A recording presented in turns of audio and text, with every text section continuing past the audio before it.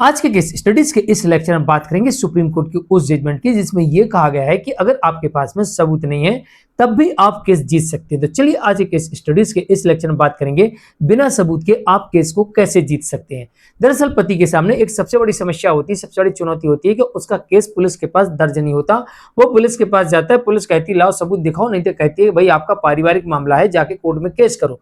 अब पति कहता है मेरे पास कोई सबूत नहीं तो केस कैसे दर्ज होगा। तो सुप्रीम कोर्ट कहती है आपका कोई सबूत नहीं है तब भी आपका केस दर्ज होगा, और अगर आपके पास कोई सबूत नहीं है और आपने कोई भी केस दर्ज नहीं किया तब भी आप केस को जीत सकते हो। मतलब बिना सबूत के आप पत्नी के द्वारा लगाए गए सभी केसेस को जीत सकते हैं। तो चलिए आज के केस स्टडीज के इस लेक्चर में इसी मुद्दे पर बात करेंगे कि आपके पास कोई भी सबूत नहीं है और ना ही आपकी तरफ से कोई भी केस दर्ज है, उसके बावजूद ही पत्नी के द्वारा लगाए गए सभी केसेस को आप बड़ी आसानी से जीत सकते हैं। जय जिनेंद्र, मैं हूं क्रिश्चियन।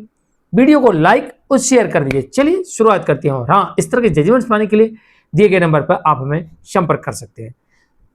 दरअसल पत्नी कुछ ऐसे आरोप लगाती है जिन आरोपों के उसे हर हाल में सबूत देना होता है, और इन्हीं आरोपों की वजह से पति बिना सबूत के केस को जीत सकता है। तो सबसे पहले पति को इस बात को फोकस करना है कि पत्नी 1, 2, 3, 4 जितने भी केसेस लगाती है उन केसेस में से पत्नी को किस केस में जल्दी है। तो पत्नी को सिर्फ मात्र एक केस में जल्दी होती है जिसमें उसे मेंटेनेंस की जल्दी होती है, और मेंटेनेंस के केस को वो जल्दी से जल्दी डिसाइड करवाना चाहती है। बस आपको इसी केस में इस बात का फायदा उठाना है और कोशिश करना है कि पत्नी जल्दी से जल्दी इस केस में गवाही देने आ जाए। पत्नी आरोप लगाती है अडल्ट्री का। आप कहिए आपने अडल्ट्री का आरोप लगाया, सबूत दिखाइए। आपने मेरे ऊपर अडल्ट्री का बिना प्रूफ आरोप कैसे लगाया। और अगर पत्नी के पास में ये सबूत, इस आरोप का सबूत नहीं है, तो फिर ये माना जाएगा कि पत्नी आपके प्रति झूठे आरोप लगा रही है, आपको परेशान करने के उद्देश्य से, आपके पैसे ऐंठने के उद्देश्य से, आपकी संपत्ति हड़पने के उद्देश्य से, आपसे तलाक लेने के उद्देश्य से। यानी कि आपने क्या ग्राउंड रखा इसके पीछे कि मेरे ऊपर किस वजह से आपने ये आरोप लगाया। इसलिए पत्नी संदेह के घेरे में आ जाती है और जितने भी आरोप लगाती है अब उसे सबूत देना पड़ेंगे। नंबर 2, रीमैरिज का आरोप। अगर वाइफ रीमैरिज का आरोप लगाती है तब भी आप इसी तरीके से कुछ कोर्ट में आगे बढ़ सकते हैं कि लाइए सबूत दिखाइए और आपने मेरे ऊपर झूठा किस वजह से आरोप लगाया, ये कारण भी कोर्ट को बता सकते हैं। नंबर 3, हमले का आरोप। पत्नी कहती है कि मुझे धक्के देकर घर से बाहर निकाल दिया, मेरे पर हमला किया, ये वो। तो आप अपने किसी पड़ोसी को गवाही करवा दीजिए, और अगर आपका पड़ोसी कहता है कि भाई ऐसा कुछ नहीं हुआ, और आप पूछते हैं पत्नी से कि भाई जब आपके ऊपर हमला हुआ तो आपने नजदीकी पुलिस स्टेशन में कंप्लेंट क्यों नहीं की, आपने कई दिनों बाद मायके आके क्यों की। दूसरी बात, अगर आपके ऊपर हमला हुआ तो कोई मेडिकल रिपोर्ट है, अगर आपके ऊपर हमला हुआ तो आपने अपने पुलिस अधिकारी को क्यों नहीं कहा कि जाइए घटनास्थल पर, वहां जाके इन्वेस्टिगेशन करिए, क्यों नहीं कहा आपने।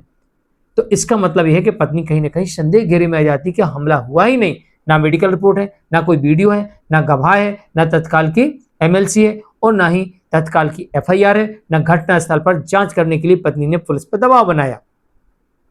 तो पत्नी का आरोप संदेह से परे हो गया।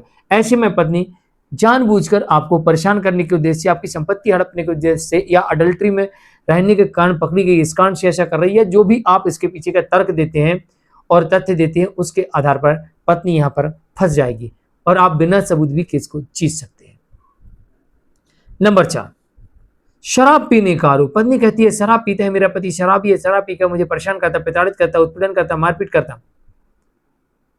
तो यहां पर पत्नी को साबित करना पड़ेगा। कैसे, कब। आप कहते साहब, अगर आपने कहा कि साहब मैं तो शराब पीती नहीं, कभी आज तक नहीं मैंने पी, तो फिर पत्नी को साबित करना पड़ेगा शराब कब पी, कैसे पी, कहां पी, प्रूफ देना पड़ेगा। क्योंकि शराब पीने का आरोप लगाना मतलब किसी के आचरण पर आरोप लगाना। अगर वो कभी शराब नहीं पीता, शराब से दूर रहता और उसके ऊपर आरोप लगा दिया तो शराब पीने का, तो ये उसके आचरण के ऊपर आक्षेप है। तो ऐसे में पत्नी यहां पर फिर फंस सकती है। पत्नी को भी इन बातों का ध्यान रखना है कि वो इस तरीके के आरोप न लगाए, वरना खुद वो फंस सकती है। नंबर 5, रेप का आरोप। अगर रेप का आरोप लगाती है, कुछ दिन पहले भी एक मामला देखने को मिला जहां पर पत्नी यह आरोप लगाती है कि मेरी बेटी के साथ इस व्यक्ति ने रेप करने का प्रयास किया, वो भी संपत्ति हड़पने के लिए, जबकि ये रीमैरिज थी। और जब पता लगा यहां पर कोर्ट के सामने सच्चाई है कि पत्नी की कोई बेटी ही नहीं थी, झूठ बोल रही है, उसकी कोई बेटी ही नहीं थी, और शादी को हुए कितने हैं, 4 महीने तो हुए, उसकी कोई बेटी ही नहीं है, ना कभी यहां लेके आई, ना उसके साथ रेप का प्रयास किया। तो यहां पर पत्नी संदेह से परे हो गई और ऐसी स्थिति में पत्नी के ऊपर ही कार्रवाई हो गई, क्योंकि पति ने सबूत मांग लिए कि जिसके साथ हुई वो कहाँ है। तो इस तरीके के मामले भी देखने को मिलते हैं। नंबर 6, छेड़छाड़ का आरोप। छेड़छाड़ का आरोप। नंबर 7, हत्या का आरोप। छेड़छाड़ का आरोप है तो इसमें भी सबूत मांग सकते हैं। कोर्ट ने एक मामले में कहा कि पत्नी के पास में कोई वीडियो रिकॉर्डिंग नहीं है, कोई ऑडियो रिकॉर्डिंग नहीं है, कोई फोटोग्राफ्स नहीं है, कोई आई विटनेस नहीं है, तो हम कैसे भरोसा कर लें कि किसी व्यक्ति ने आपके साथ छेड़छाड़ किया है। और जब आपके साथ छेड़छाड़ किया तो अपने घटना स्थल की कोई कंप्लेंट भी नहीं है। और स्वाभाविक है कि जब आपके साथ छेड़छाड़ किया जा रहा था तो आप चिल्लाई होंगी, चीखी होंगी, पड़ोसी ने सुना होगा, तब भी आपने किसी भी पड़ोसी का नाम नहीं इस केस में लिया। आपने किसको बताया ये भी नहीं बताया, आपने सीधे कंप्लेंट में डाल दिया कि फला फला तारीख को मेरे साथ छेड़छाड़ हुई। आज तक आपने बताया कि फला तारीख को मेरे साथ छेड़छाड़ हुई थी और मैंने फला व्यक्ति को बताया था, इसका भी जिक्र आपने नहीं किया। तो हम आपकी बात पर भरोसा कैसे करें। तो बिना सबूत के भी आप केस जीत सकते हैं। हत्या का प्रयास, तो यह भी बड़ा गंभीर आरोप है और इसे भी पत्नी को कोर्ट में साबित करना पड़ेगा। बिना सबूत के पत्नी यहां पर भी बुरी तरह से फंस सकती है। अब इस तरीके के जो गंभीर आरोप है, अगर इस तरीके के आरोप पत्नी लगाती है तो फिर यहां पर पत्नी अपने आप को फंसा रही है। अगर उसके पास कोई सबूत नहीं है तो, कोई सबूत नहीं है तो पत्नी यहां पर अपने आप को फंसा रही है।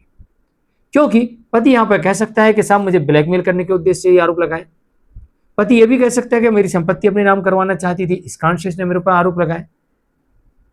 पति यह भी कह सकता है कि मैं जो कमाता हूं वो कहती है कि मेरे को ला के दो, मैं तुमको मैनेज करूंगी, मैंने नहीं दिया, इस कारण से इसने ऐसा आरोप लगा दिए।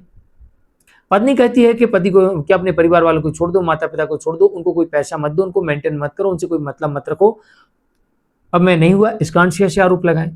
पति यह भी कह सकता है कि पत्नी अलग रहने के लिए दबाव बना रही थी और संपत्ति में बंटवारा करने की दबाव बना रही थी। जब संपत्ति में हमने परिवार से बंटवारा नहीं किया तब पत्नी ने मेरे पर इस तरीके के आरोप लगा दिए। पति यह भी कह सकता है कि मेरी पत्नी एडल्ट्री में है, मैंने इसकी एडल्ट्री को पकड़ लिया और इस कारण से इसने मेरे ऊपर केस कर दिया। पति यह भी कह सकता है कि पत्नी कहती मुझे तुम्हारे साथ नहीं रहना, मेरे परिवार वालों ने जबरन शादी करा दी और अब मुझे आपके साथ नहीं रहना, आप मुझे डिवोर्स दे दो और इतने पैसे दे दो। मैंने पैसे देने से इनकार कर दिया, इसने मेरे ऊपर केस कर दिया। क्या पति यह भी कह सकता है कि पत्नी बार बार मायके चली जाती है, मैंने समझाया तो मेरे ऊपर केस कर दिया।